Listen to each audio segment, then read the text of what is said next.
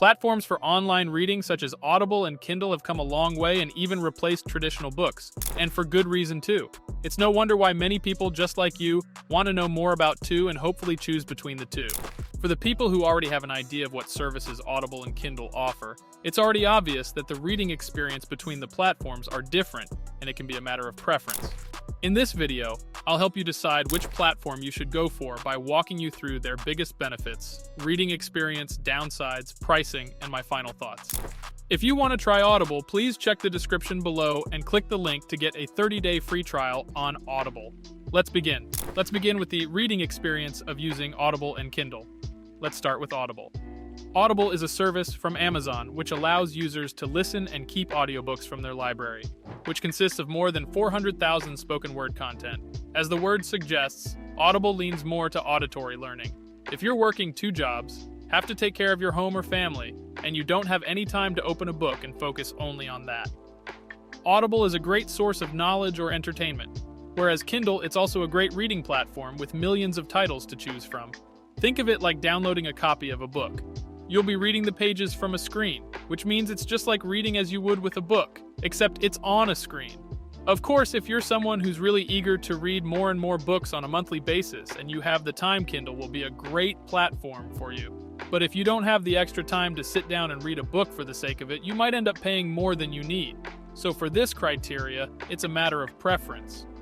Sure, Kindle has millions of digital books, but if you absorb knowledge through hearing them, it'll just be the same as reading a book, which some people find hard. Audible is for you if you're an auditory learner, and if you don't have the time to sit down and open a book, even if it's a digital copy. Kindle is a great fit for those who has all the time they can afford and read multiple titles per month. Moving on the benefits of each platform, let's start with Kindle. As I mentioned, Kindle has over 1 million titles in its library to choose from. There are a lot of very old books that you can get for free, and because the books are a digital version as opposed to physical versions, the price point is the biggest deal breaker for Kindle. So economically speaking, Kindle is a good investment. Another benefit of this platform is that you have an entire library in your phone, tablet, or Kindle device on the go. In terms of visuals, it's practically the same with Kindle and physical books. If there are photos, drawings, graphs, or anything that's in the physical copy of a book, it'll also be visible in the Kindle version. The biggest benefit you can get out of an Audible membership is the ease that comes with it. If you know that you can quickly absorb knowledge just by hearing it, you'll find a lot of value with Audible. The ease with Audible is that you don't have to take your time, settle down, find a comfortable space, and start reading, which occupies a lot of your time. If you don't have time to spare just for reading books, as much as we want to, some of us are juggling two jobs at once and driving long hours. Audible will fit in your life like a glove. There are also a lot of other benefits that come with getting a membership plan for Audible, such as the credit system. Depending on your membership plan, you can either get 2 free audiobooks to keep in your library forever, even if you cancel your membership. This isn't the way with Kindle, it's just like a huge local library in which you can borrow books, but you pay a monthly rate instead. Now, for the downsides or cons of getting a Kindle membership, the main downside for me is that you can only borrow the books from Kindle. This means that you can't keep the books with you forever. And the fact that it really takes away the romanticization of actual books because it's technological. Even though there are millions of books on Kindle, a lot of these books are self-published and not very well known. With Audible, you get early access to books from well-known authors, exclusive specials, and many more. As opposed to Audible, Kindle is less convenient. You'd have to sit down and actually commit to the book you're reading. If that's a factor for you, Kindle may not be the best choice between the two. Now let's talk about Audible's downsides. This downside may not be necessarily true to many readers, but if you don't plan on consuming more than 4 books a month at best, you may end up paying more than you need.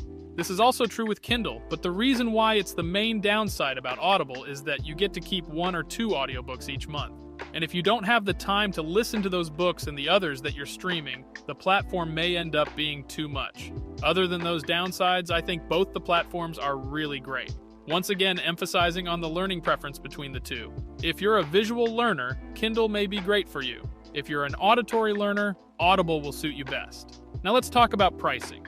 There are 2 membership plans available on Audible, both of which allow you to stream all of the titles available in the platform. Audible Plus is a membership that allows users to stream all of the titles, but users can't keep any of the titles in the library.